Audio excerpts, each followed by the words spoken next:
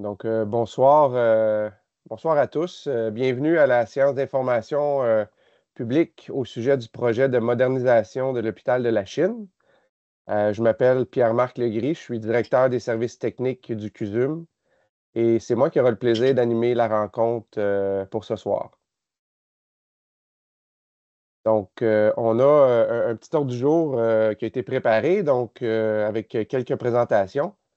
Alors, on va débuter avec une présentation sur l'évolution des travaux avec les gens de Axar. Donc, on a Martin Gagnon avec nous, qui est gestionnaire du projet pour Axar, et également euh, Fanta Sidibé, qui est coordonnatrice du projet. Et c'est Fanta qui nous présentera quelques slides là, par rapport à l'avancement du projet. Ensuite de ça, on aura Claude Lemieux, qui est une chargée de projet du CUSUM, en fait, la chargée de projet qui s'occupe du projet Hop la Chine. Elle pourra nous dresser un portrait de l'échéancier. Ensuite de ça, Myriam Ménard, la directrice adjointe de l'Hôpital de la Chine et du CHSLD Camille Lefebvre, abordera les travaux préparatoires qui sont réalisés du côté clinique. Et finalement, on pourra entendre François Macaille de la Fondation de l'Hôpital de la Chine. Il fera le point sur les travaux réalisés du côté de la Fondation. Et finalement, je reviendrai clore la rencontre pour vous donner quelques informations. Et on aura une période de questions à laquelle Jean-Simon Frenette de la SQI, la Société québécoise des infrastructures, sera présent également. Alors, sans plus tarder, on va aller directement dans la présentation de Axar. Alors, Fanta, je te cède la parole. Bonsoir à tous. Nous allons commencer la présentation des travaux avec l'image que vous voyez ici qui montre les travaux sur la Saint-Antoine et sur la 16e avenue. Comme vous pouvez le voir, les travaux de l'isolation à ce niveau sont très bien avancés et vous pouvez même constater par vous-même que le vitrage aussi a commencé à s'être installé comparé à la présentation qu'on avait fait dernièrement. Donc, cette image montre l'évolution générale globale du projet. Tu peux passer à la prochaine slide, s'il vous plaît. Ici, sur cette image, on voit les travaux d'isolation, de revêtement et une livraison. Sur l'image qui est tout à fait à gauche, on voit ce qu'on appelle chez nous la cour intérieure, qui est composée de la façade nord et une partie de la rotule, c'est-à-dire la jonction entre la bâtisse existante et la nouvelle bâtisse. Les travaux qu'on voit actuellement, c'est des travaux d'installation d'isoclip et de barres oméga qui doivent soutenir les travaux de revêtement métallique, comme les panneaux de finition. Cette photo date du mois de janvier, mais actuellement, cette semaine, ces travaux sont bien avancés entre-temps parce que cette semaine, ce qu'on voit sur la rotule, les travaux d'installation des panneaux métalliques sont déjà terminés. Sur la deuxième image, on voit des travaux au niveau 7. C'est aussi pareil, c'est des travaux d'installation de barres oméga et de Z-bar qui permettent de soutenir les panneaux de revêtement métallique. Et l'image qui est tout à fait à droite nous montre la livraison des équipements en électricité au niveau 7, notamment là où il y a la génératrice de l'hôpital. Tu peux passer à la prochaine slide, s'il vous plaît. Là, nous sommes sur la 13e avenue au niveau 3. On voit que les travaux, comme je l'ai mentionné tout à l'heure, de l'isolation sont quasiment finis. Ici, on voit aussi l'installation du vitrage et des monos. Ce que vous voyez en bas, les dalles de patio sont là pour protéger une partie de la toiture qu'on a déjà fait. Vu que cette toiture doit recevoir une toiture végétalisée, donc on a pris la décision de protéger adéquatement cette partie. De ce fait, quand on reviendra pour effectuer le reste des travaux, il n'y aura pas de problème. Donc là, c'est la terrasse qui sera une toiture végétalisée au niveau 3. Tu peux passer à la prochaine slide, s'il vous plaît. Là, nous sommes au niveau 7, la toiture. On peut voir que l'isolation est totalement finie sur cette toiture. La photo à droite nous montre la boîte de la suite à linge, qu'on peut aussi voir sur la photo tout à fait à gauche, mais de façon plus petite. Tu peux passer à la prochaine slide, s'il vous plaît. Là, c'est la façade sur la Saint-Antoine du projet. Je pense qu'on avait une question concernant la bruit sur cet étage-là. Oui, cet équipement qui se trouve au niveau 6e, c'est la tour d'eau. Et certains citoyens se posent la question, est-ce que cet élément sera bruyant? La réponse est que euh, non sur une partie, car nous, on sait que, on sait que les citoyens se posent cette question, mais il faut aussi savoir que ce projet, nous l'avons pensé pour que, pour que les populations et l'hôpital puissent cohabiter correctement. Donc, ce qui fait que ça, cette partie est très bien pensée. Ce que vous voyez ici, il va y avoir un écran de protection. Quand l'hôpital sera terminé, on ne verra plus cette tour d'eau et cet écran-là sera très bien isolé. Donc, oui, il peut y avoir un peu de bruit parce que c'est des pompes, mais ce bruit-là ne va pas déranger les voisins. Tu peux passer à la prochaine slide. Là, nous sommes au sous-sol. C'est des travaux de la zone de l'URDM. C'est une dalle qu'on n'avait pas coulée quand on faisait les travaux au niveau du sous-sol, car on n'avait pas toutes les informations concernant les équipements qui devaient être ici. Donc, on a eu ces informations récemment et là, les travaux se font actuellement. La dalle est déjà coulée et les autres travaux qui suivent, c'est-à-dire la plomberie et ainsi de suite, se font actuellement. Prochaine slide, s'il vous plaît. Nous sommes toujours au sous-sol. Ça, c'est des équipements de gaz médicaux qu'on avait livrés. C'était au mois de janvier. Actuellement, ces travaux-là, nous sommes en train de faire les branchements de ces équipements-là. Prochaine slide, s'il vous plaît. Nous sommes toujours au sous-sol. Là, c'est la partie où il y a la pharmacie. Donc, on peut voir que les travaux de mécanique sont en train d'être faits et ça avance très bien.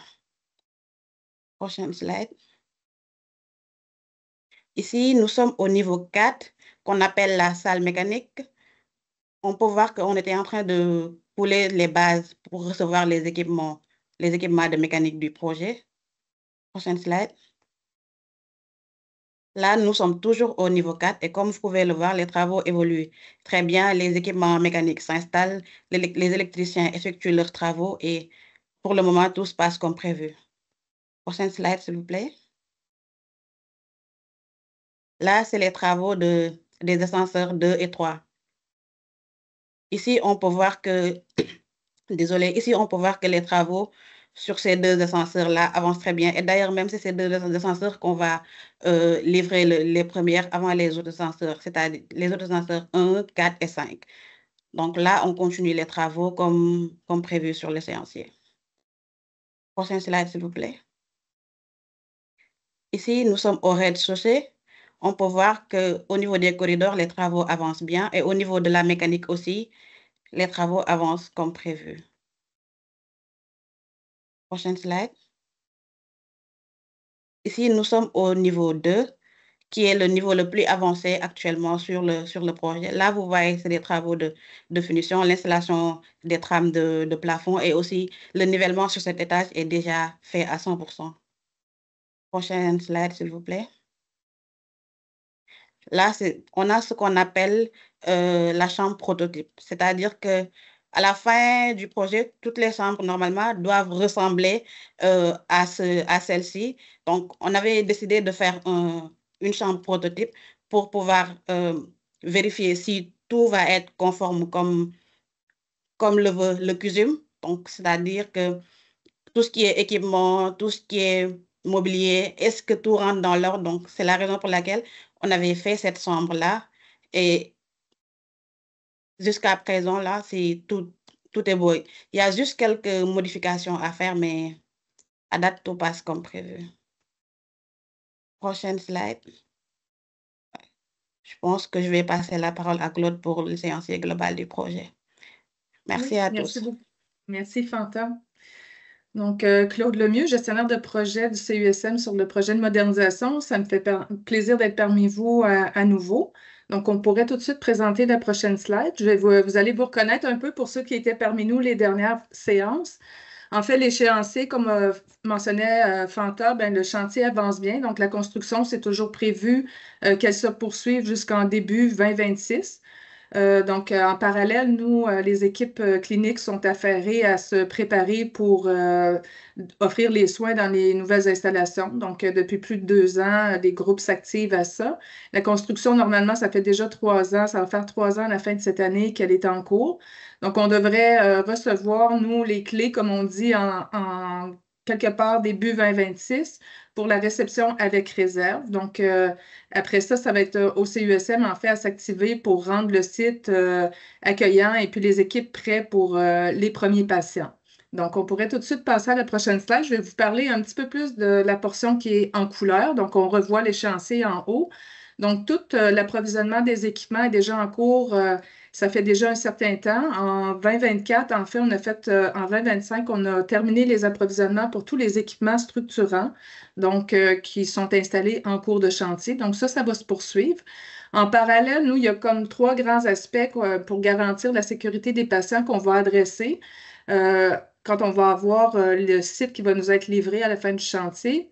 On va mettre en service les équipements qu'on aura approvisionnés. Donc, on a plus de 5300 équipements, en fait, à déployer là, parmi les locaux. Donc, on va s'affairer à déployer ces équipements-là.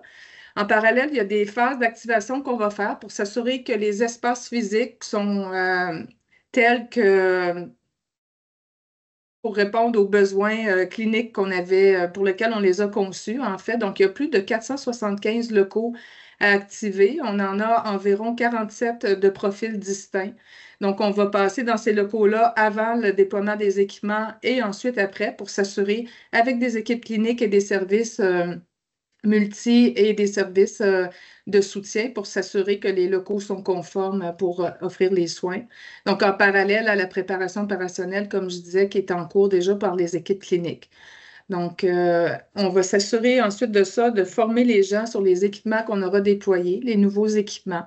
Donc, on va orienter le personnel aussi, pas juste seulement ceux qui vont déménager dans l'agrandissement, mais l'ensemble du personnel de la Chine qui auront à interagir dans ce nouveau site. Donc, ça va leur permettre de se familiariser avec le site. Donc, les formations, je les ai mentionnées. Et on va pouvoir faire des simulations une fois qu'on aura accès sur place, donc dans l'agrandissement. Donc, Myriam va nous en parler un petit peu plus des types de simulations qu'on va faire, mais on va avoir accès au site, puis les équipes vont pouvoir, là, de façon multi, faire des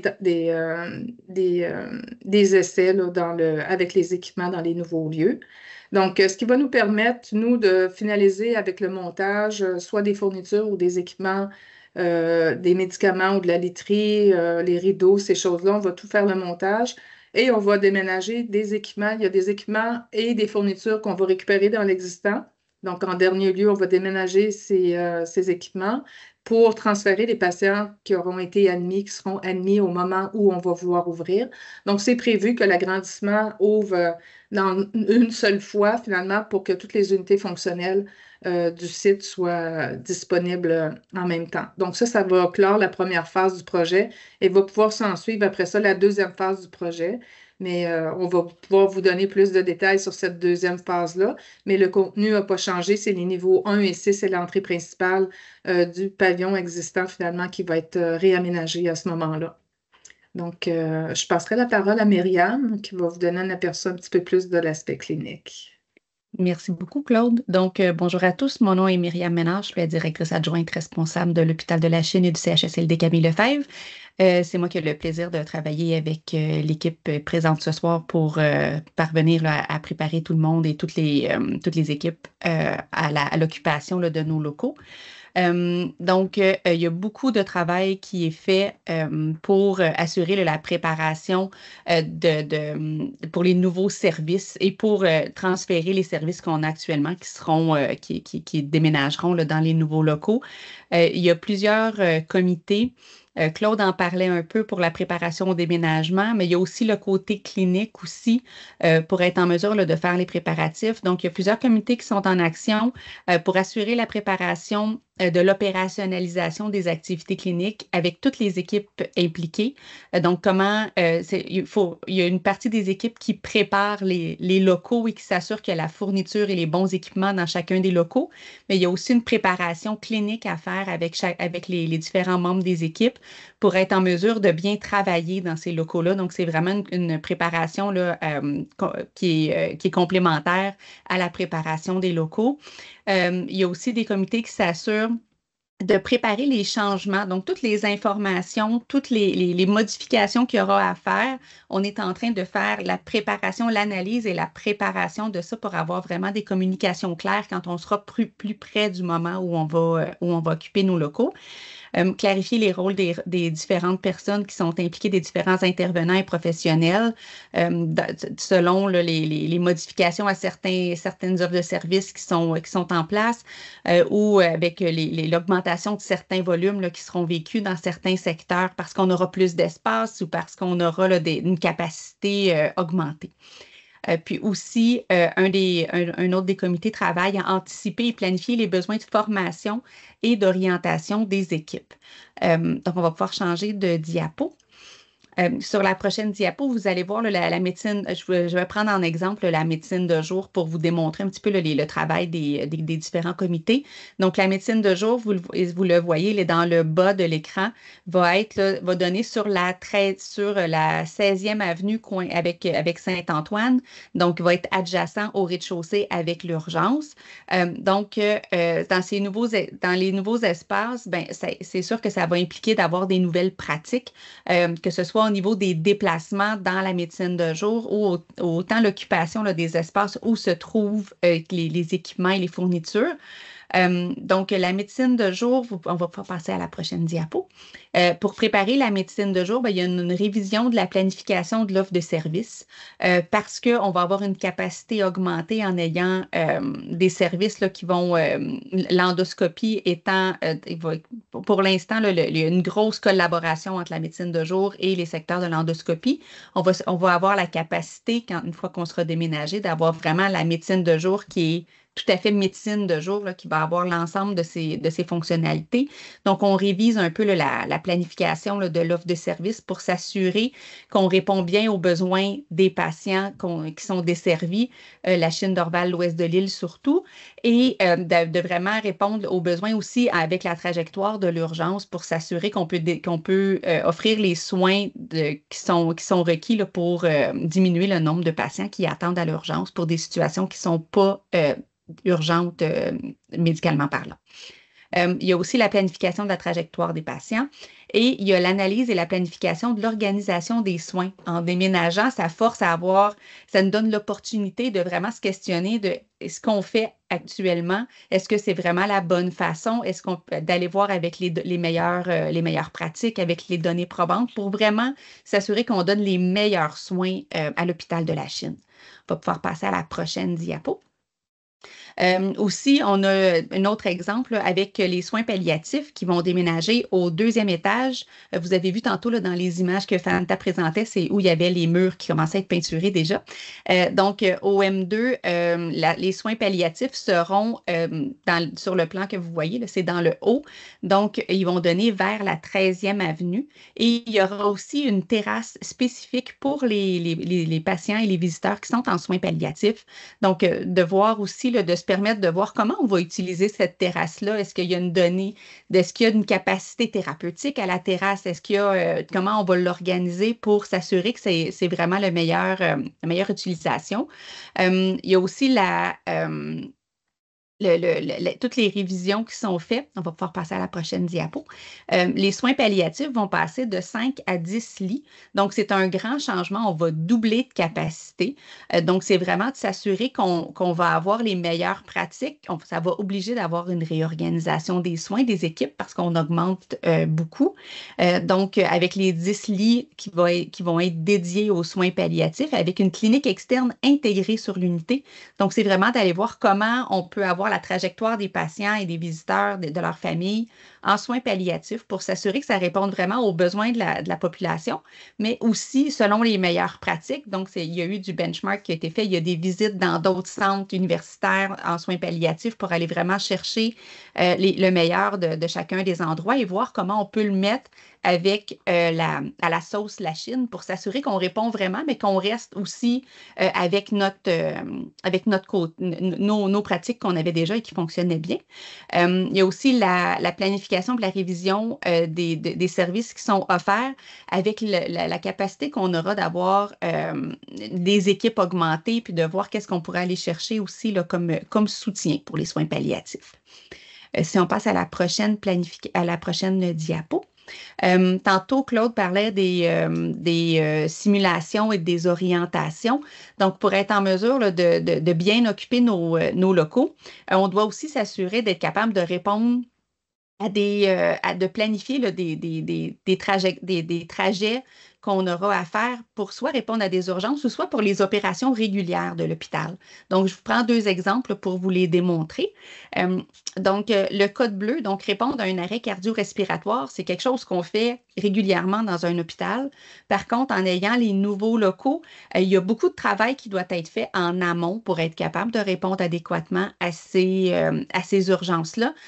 Donc, ne serait-ce que s'assurer que la localisation du matériel et des équipements est connue des équipes dans les nouveaux espaces, s'assurer de connaître les chemins les plus courts aussi pour partir d'un point A au point B, partir de l'urgence à la nouvelle section pour s'en aller, exemple, en clinique, en chirurgie d'un jour qui sera au 6e étage dans l'existant actuel. Donc, par où passer pour aller le plus vite pour s'assurer qu'on puisse répondre dans les meilleurs temps. Et aussi, s'assurer évidemment là, qu'on répond, qu'on intervient efficacement, peu importe le local où il y aura cette urgence-là. Donc, ça, c'est des travaux qui sont faits en ce moment pour vraiment s'assurer qu'on réponde adéquatement au code bleu. Puis ensuite, il y aura des simulations sur table, c'est des discussions pour voir comment s'assurer que ce qui a été réfléchi fonctionne. Puis dans un deuxième temps, quand on aura accès à la nouvelle section, là, on ira faire vraiment une simulation en temps réel. On va appeler un faux code sur l'intercom, puis on va s'assurer qu'il y a la réponse adéquate, puis qu'on est dans les temps selon les meilleures pratiques. Puis ensuite, c'est l'exemple aussi du trajet du service de pharmacie. Le fait d'avoir l'augmentation de notre superficie augmente l'offre que la pharmacie, le trajet, puis le temps de trajet, les horaires possiblement. Donc, il y a cette réflexion-là qui est faite en amont pour s'assurer que la livraison du médicament se fait de façon efficace, efficiente et qu'on n'augmente pas trop la durée de ces tâches-là, parce que l'objectif étant que l'équipe de la pharmacie soit vraiment occupée à faire des tâches de pharmacie et non pas des tâches de livraison.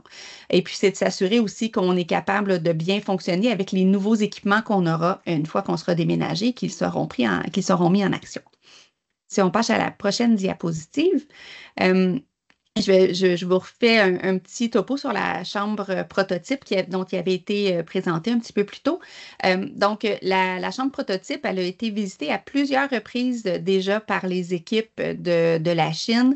Ça a été une belle collaboration là, en équipe multidisciplinaire avec des ergothérapeutes, physiothérapeutes, des infirmières et d'autres membres des équipes, là, autant installation matérielle qu'hygiène, salubrité, pour s'assurer que la chambre répond vraiment aux besoins à la fois des patients, mais aussi des professionnels et des différents métiers qui travaillent à l'hôpital pour s'assurer qu'on soit vraiment là, le plus efficace possible et que ce soit le plus confortable possible aussi là, pour les patients. Donc, il y a eu plusieurs visites qui ont été faites qui ont permis d'avoir vraiment des discussions très variées sur les besoins des différents professionnels et de profiter de l'expertise de chacun des membres de l'équipe qu'on a à l'hôpital de la Chine pour vraiment aller faire des modifications puis s'assurer que la chambre prototype qui sera dupliquée pour l'ensemble des chambres d'hospitalisation dans la nouvelle section va vraiment répondre à nos besoins. On peut passer à la prochaine diapo. Donc, c'est une photo là, où vous voyez là, différents membres de l'équipe. Il y avait sur les photos, là, vous voyez les ergothérapeutes. Puis ils ont vraiment procédé à l'examen des lieux là, pour s'assurer qu'on était vraiment en mesure là, de faire les commentaires qui étaient pertinents aussi pour l'équipe de construction puis sur le chantier. Et vraiment une belle collaboration là, de tout le monde. Donc, je vais laisser la parole à M. François Macaille de la Fondation. Merci beaucoup, Myriam.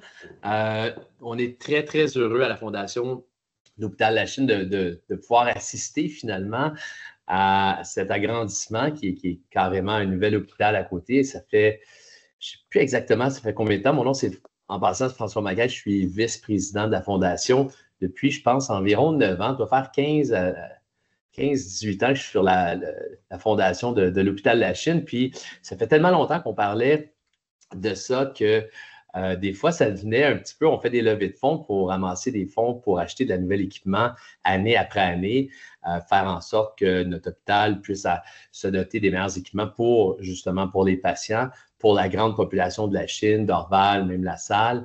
Et on parlait de cet agrandissement-là depuis longtemps. Puis quand on fait des levées de fonds, c'est toujours plus le fun, en tout cas, quand on a un projet qui est valorisant pour la communauté, puis qui va servir à la communauté. Puis dernier, on n'avait pas avant, puis ça faisait longtemps qu'on l'attendait, puis on est heureux. Puis de voir les progrès comme ça, c'est vraiment fantastique. On s'en fait parler partout. Moi, je suis impliqué beaucoup à la Chine, dans le monde des affaires, puis dans la population en général, en vendant des maisons. Je rencontre des gens un petit peu partout, puis c'est la réponse des gens. En fait, les gens ont tous hâte là, vraiment de pouvoir aller juste mettre les pieds, puis juste voir ça, les diapositives qu'on a vues présentement, puis l'avancement des travaux, c'est vraiment fantastique. Donc, chapeau à tous ceux qui travaillent à la réalisation de ce beau projet-là.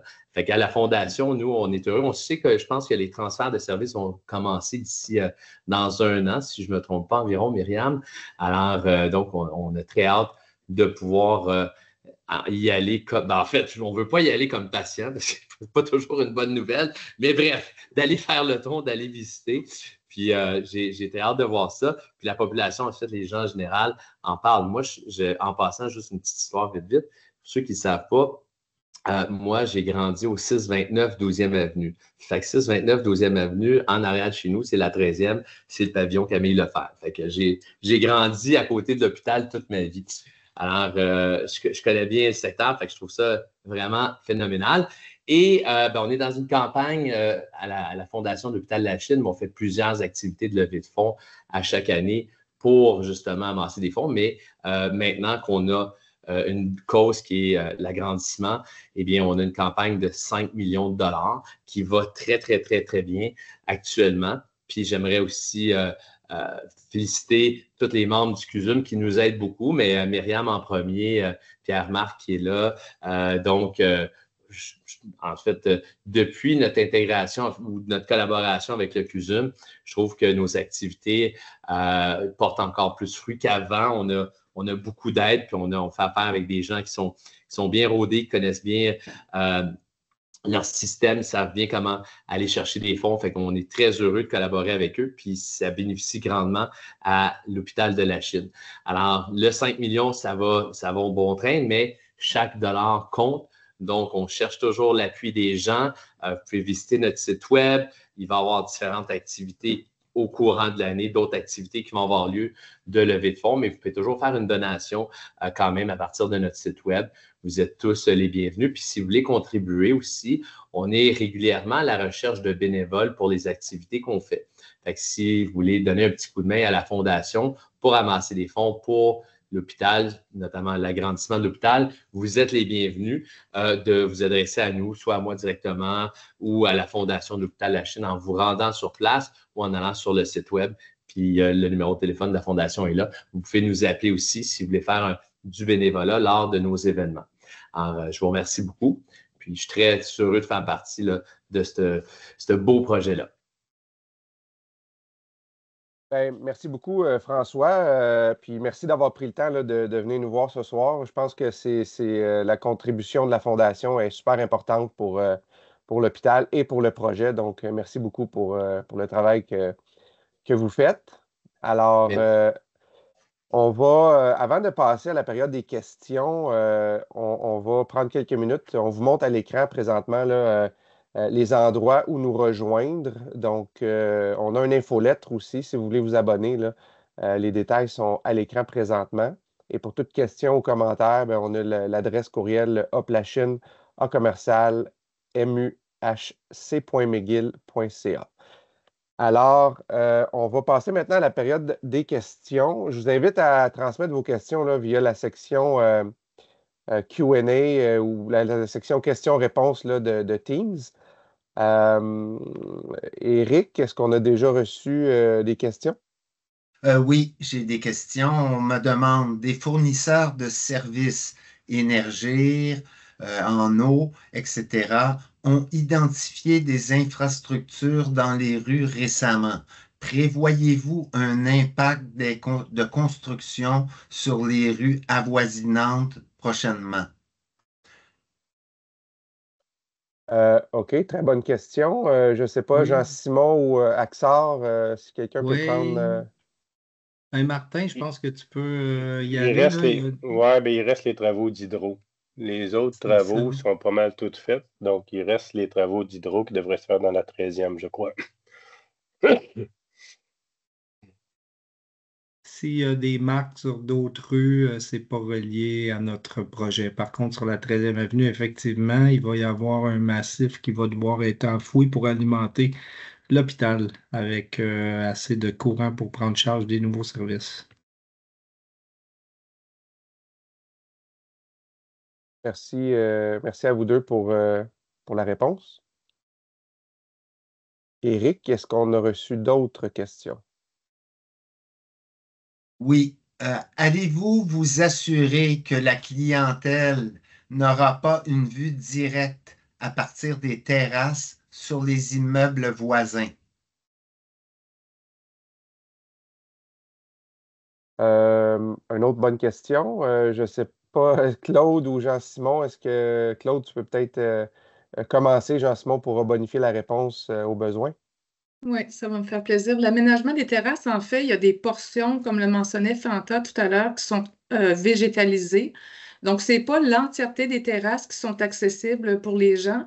De plus, il y a des garde-corps et il y a certaines plantations en bordure qui fait en sorte que normalement, les gens ne devraient pas avoir des vues plongeantes là, sur les immeubles qui sont à proximité.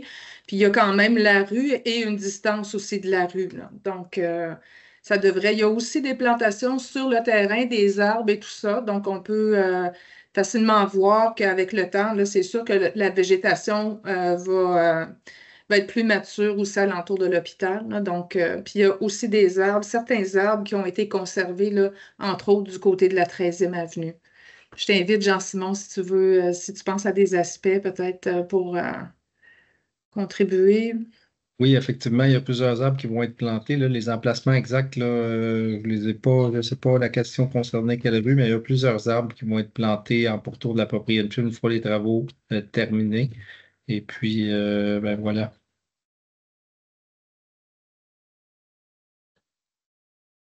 Parfait, merci à vous deux pour la réponse. Est-ce qu'on a d'autres questions, Éric? Je n'ai pas d'autres questions pour le moment. Et on peut peut-être laisser encore quelques secondes là, aux gens de nous envoyer leurs questions. Donc, j'en profiterai quand même là, pour réitérer à quel point c'est un projet qui avance bien. Donc, comme Claude l'a mentionné, là, les échéanciers sont respectés. Les employés sont vraiment excités là, de commencer à voir l'hôpital se- se transformer ou apparaître, en fait. Là. On a eu une rencontre ce midi avec les employés de l'hôpital, puis vraiment, il y a un engouement là, par rapport à ce projet-là. Donc, au CUSUM, on est très, très, très, très fiers du projet, puis de ce qui est en cours de construction. Euh, Éric, on a-tu quelque Euh, chose on, de on- nouveau? on me demande où on peut trouver la présentation parce que la personne s'est connectée en retard. Euh, Ça va être publié sur le site Internet du CUSM dans les prochains jours. Parfait. Merci, Éric, pour la précision. Mais je n'ai pas d'autres questions pour le moment. OK, bien, c'est correct. On va procéder à la fermeture de la rencontre. Donc, je veux remercier premièrement tous les participants qui ont été présents à la rencontre. Merci spécial là, aux présentateurs, aux gens d'Axar, les gens de la SQI, Myriam, Claude Lemieux. Merci François, encore une fois, d'avoir été présent. Donc, merci aux gens des communications pour l'organisation. Alors, je vous souhaite une belle soirée. Au revoir. Bonne soirée. Merci. Merci beaucoup. Bonne soirée.